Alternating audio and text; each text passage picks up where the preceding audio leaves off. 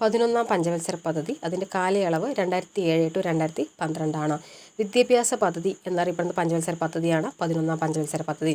വനമേഖലയിൽ വന്ന വർധനവ് 5%. പ്രധാന ലക്ഷ്യങ്ങൾ മുഴുവൻ ജനവിഭാഗങ്ങളുടെയും സമഗ്ര വികസനം, അടിസ്ഥാന സൗകര്യ വികസനം. 11ാം പഞ്ചവത്സര പദ്ധതി കാലത്ത് നടപ്പിലാക്കിയ പദ്ധതികൾ: രാഷ്ട്രീയ കൃഷി വികാസ് യോജന 2007, അം ആദ്മി ബീമാ യോജന 2007, ആധാർ പദ്ധതി 2010, RMSA 2009. ഏറ്റവും കൂടുതൽ ശരാശരി വളർച്ച കൈവരിച്ച പഞ്ചവത്സര പദ്ധതിയാണ് 11ാം പഞ്ചവത്സര പദ്ധതി. കൈവരിച്ച വളർച്ചാ നിരക്ക് 8%.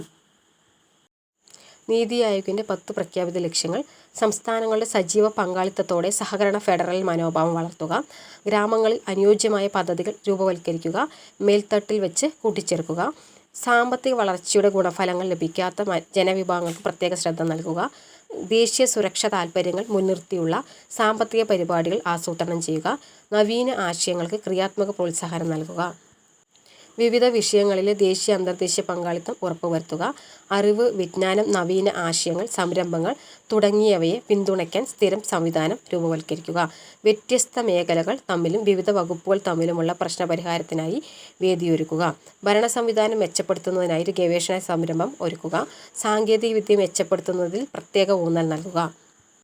12ാം പഞ്ചവത്സര പദ്ധതി 2012 to 2017.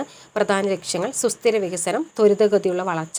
12ാം പഞ്ചവത്സര പദ്ധതിയുടെ കരട് രേഖയിൽ 9% വളർച്ച നിരക്കാണ് ലക്ഷ്യമിട്ടിരുന്നത്.